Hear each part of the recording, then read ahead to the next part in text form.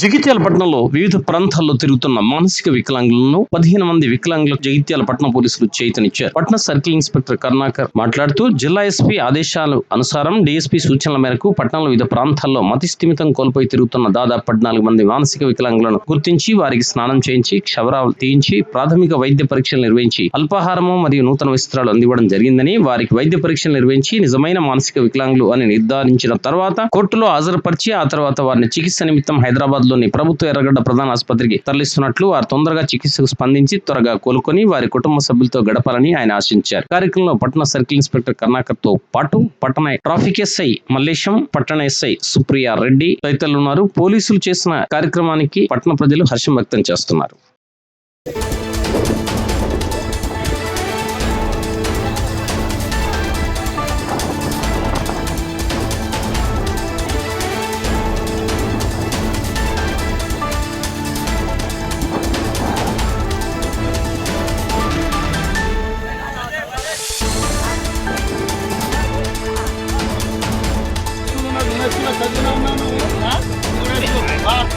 మళ్ళీ పాతది టీషర్ట్లు కానీ నెల్పట్లు కానీ వెంబడి పడుతుంది.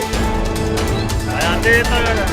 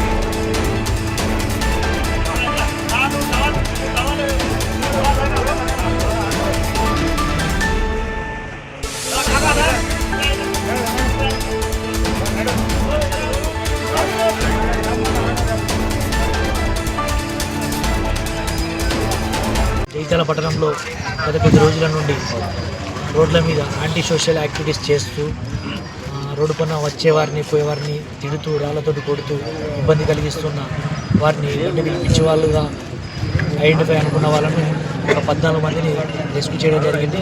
వీళ్ళందరినీ కూడా ఇప్పుడు ఈరోజు జగిత్యాల టౌన్లో హాస్పిటల్కి తీసుకెళ్ళి డాక్టర్ ద్వారా వీళ్ళు పిచ్చి వాళ్ళ కాదా అని ధృవీకరించిన తర్వాత కేసు రిజిస్టర్ చేసి వీళ్ళందరినీ కూడా కోర్టులో ప్రొడ్యూస్ చేసి కోర్టు ద్వారా కోర్టు ఆర్డర్తోటి ఎర్రగడ్డ హాస్పిటల్కి వెళ్ళి ట్రీట్మెంట్ చేయించేందుకు ఈరోజు తీసుకెళ్తున్నాము. దీనికి కూడా ప్రజలు కూడా సహకరించారు. వీళ్ళందరికీ కూడా కృతజ్ఞతలు.